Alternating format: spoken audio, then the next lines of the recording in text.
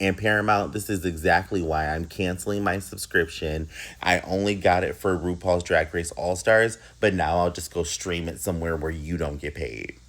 So the Writers Guild of America, they released a statement on how they feel about this Colbert show being canceled. And I stand with them, y'all. Here's the statement. So on July 2nd, Paramount agreed to settle a baseless lawsuit brought against 60 Minutes and CBS News by President Chunky Milk for $16 million.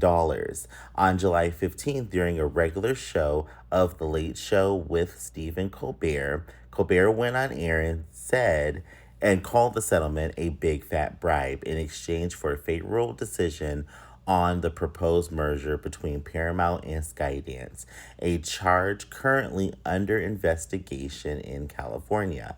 Less than 48 hours later, on July 17th, Paramount canceled The Late Show with Stephen Colbert, a show currently performing first in its time slot, giving vague references to the program's financial performance as the only explanation. For 10 years, the show has been one of the most successful, beloved, and profitable programs on CBS, entertaining an audience of millions on late night television, on streaming services, and across social media.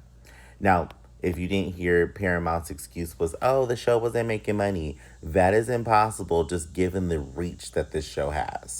So then they also went on to say, given Paramount's recent capitulation to President Chunky Milk in the CBS News lawsuit, the Writers Guild of America has significant concerns that the Late Show's cancellation is a bribe, sacrificing free speech to curry favor with the Chunky Milk administration, as the company looks for merger approval.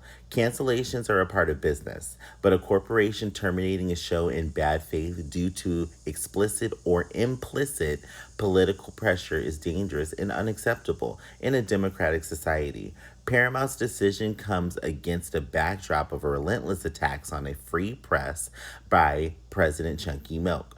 Through lawsuits against CBS and ABC, threat and litigation of media organizations with critical coverage, and the unconscionable defunding of PBS and NPR.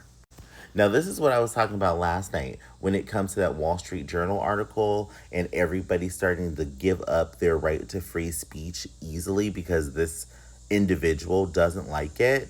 This is what I was talking about.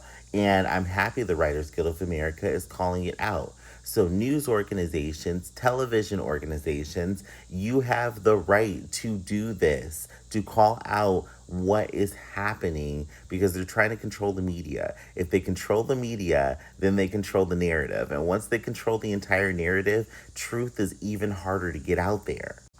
So then the last part of their statement, the Writers Guild of America calls on New York State Attorney General Letitia James, no stranger to prosecuting Chunky Milk for illegal business practices, to join California and launch an investigation into potential wrongdoing at Paramount.